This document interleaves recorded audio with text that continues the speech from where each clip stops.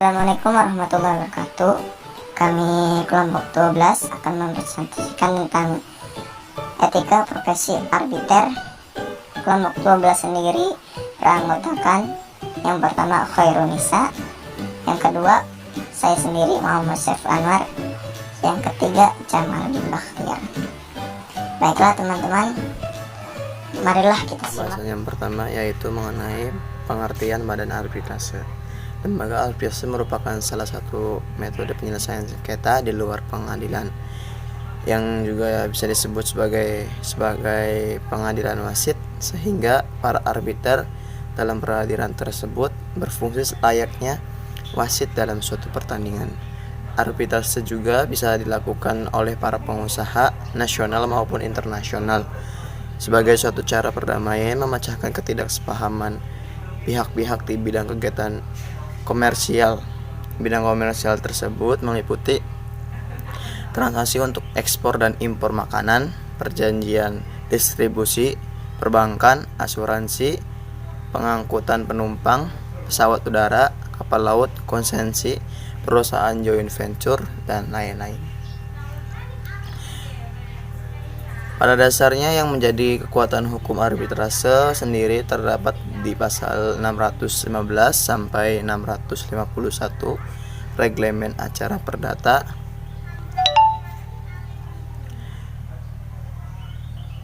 dan pasal 377 Reglemen Indonesia yang diperbarui dan pasal 705 Reglemen Acara untuk daerah luar Jawa dan Madura serta KUA Perdata. Sebenarnya selain arbitrase ada 4, yaitu mediasi atau negosiasi, yang kedua badan pemutus administrasi, yang ketiga ombudsman, yang keempat internal tribunal. Tetapi arbitrase merupakan institusi penyelesaian sengketa alternatif yang paling populer dan paling luas digunakan orang dibanding dengan institusi penyelesaian sengketa alternatif lainnya.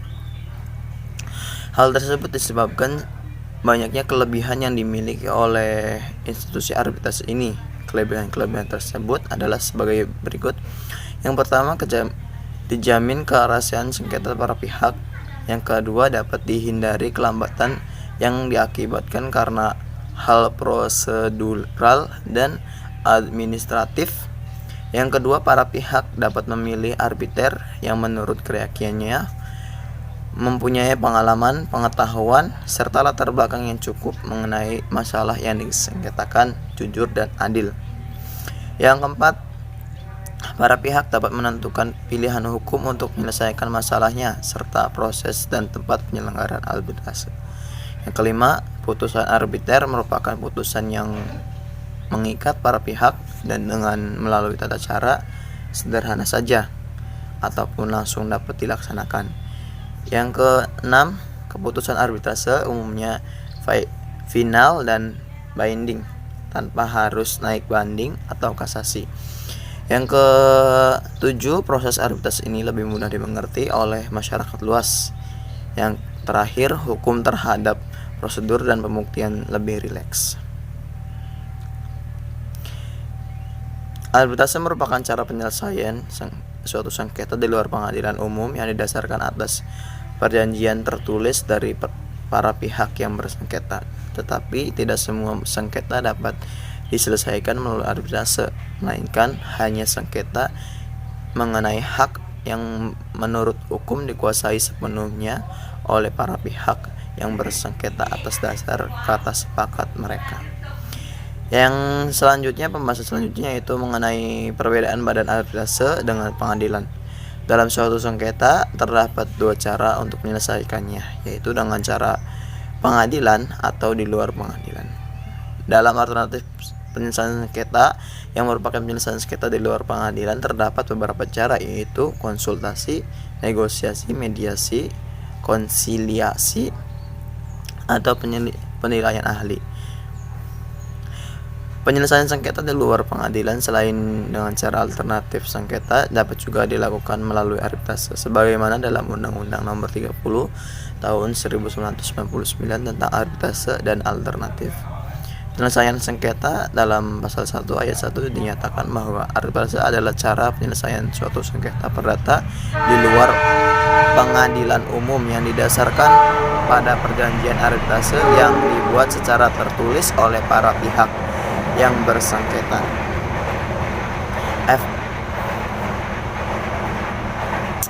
Efektif atau tidaknya suatu proses arbitrase sangat dipengaruhi oleh profesionalisme dari seorang arbiter. Arbiter tidak dapat dipilih dari sembarang orang karena akan berpengaruh pada putusan arbitrase itu sendiri. Dalam mengemban tugas-tugasnya, seorang yang berprofesi sebagai arbiter harus mampu bersikap mandiri dan tidak memihak kepada siapapun. Sehingga untuk mendukung terciptanya putusan yang baik, maka dalam menjalankan profesinya tersebut dipagari dengan pedoman kode etik yang wajib untuk ditaati.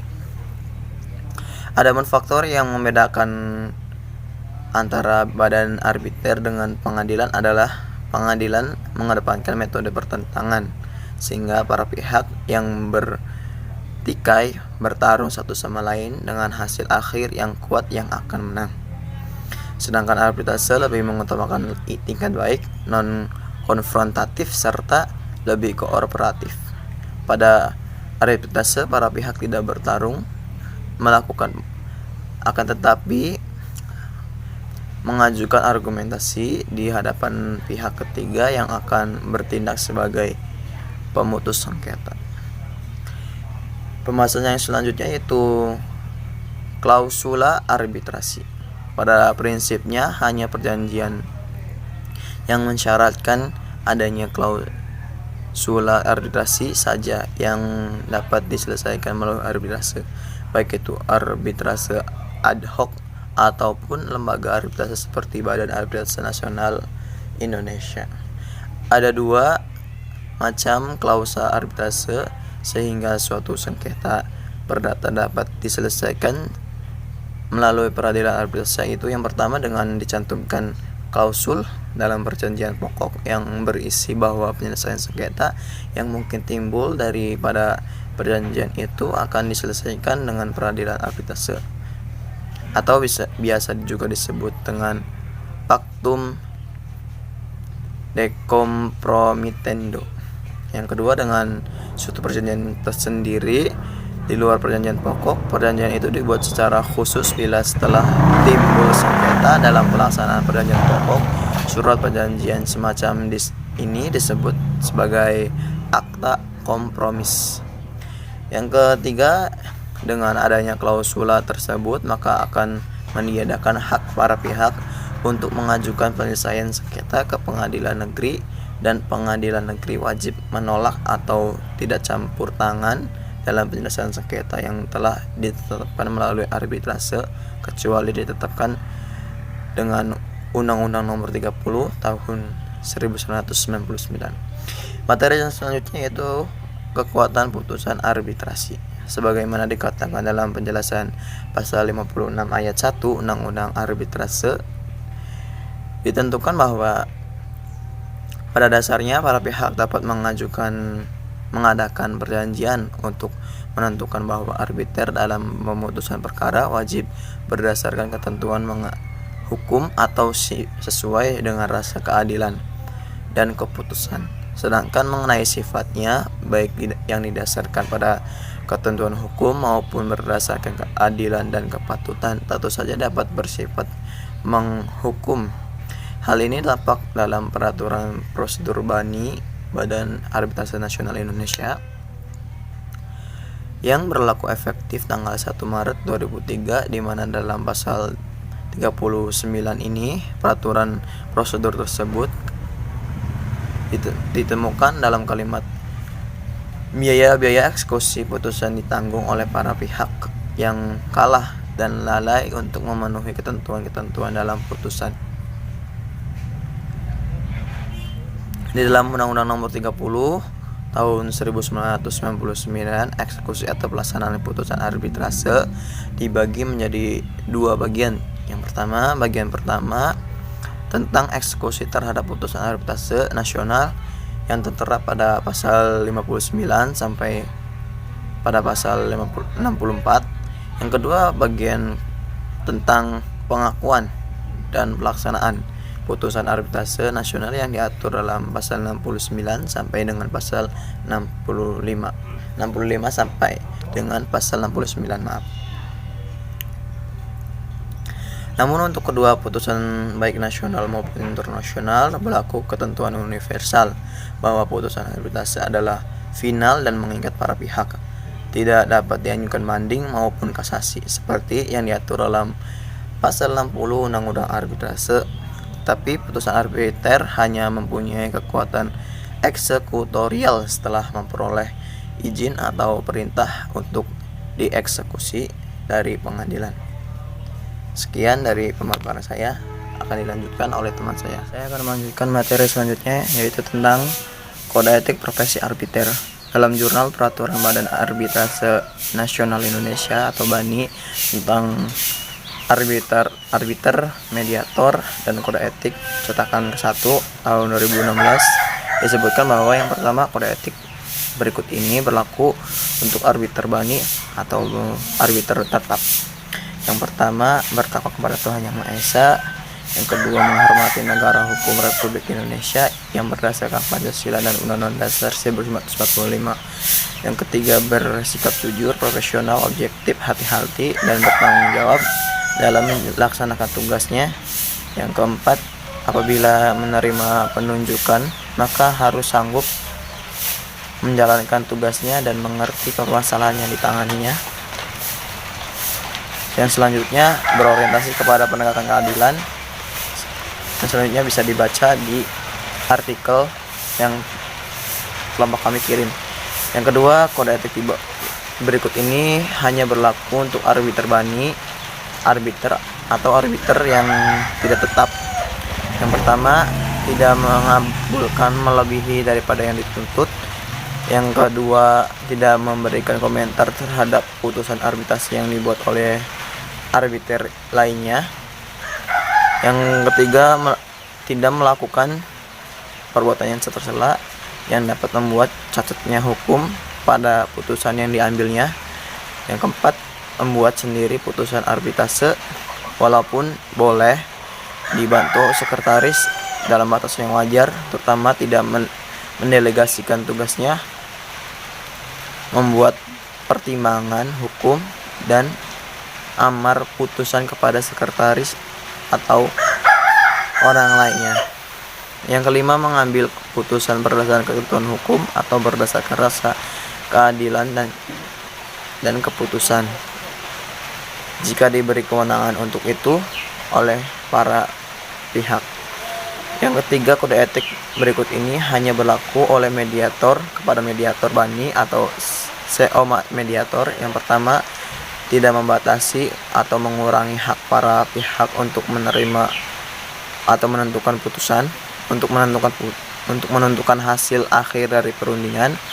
Yang kedua, tidak memberikan putusan terhadap sengketa.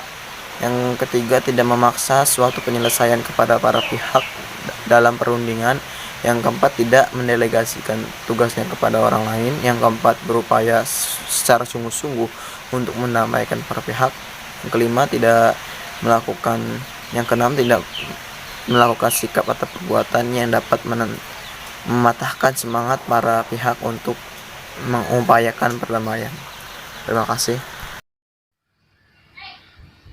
Bismillahirrahmanirrahim. Saya akan melanjutkan membacakan materi pada sub materi selanjutnya, yaitu perbedaan kode etik profesi arbiter dengan kode etik profesi lainnya.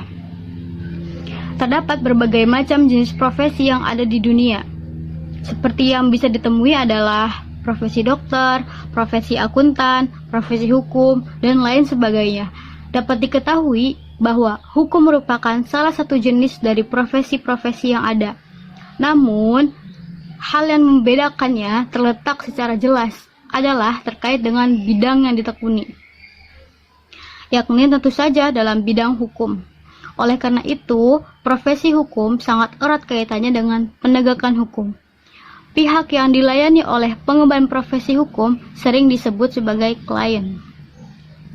Kemudian, perbedaan kode etik profesi arbiter dengan kode etik profesi hukum lainnya adalah profesi arbiter merupakan profesi yang mempunyai prospek sangat cerah untuk masa kini dan masa yang akan datang di Indonesia.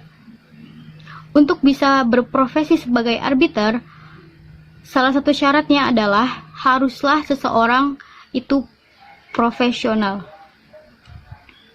Profesi ini sangat membantu dunia peradilan di Indonesia dengan memberikan solusi penyelesaian yang lebih maksimal, tepat, dan cepat.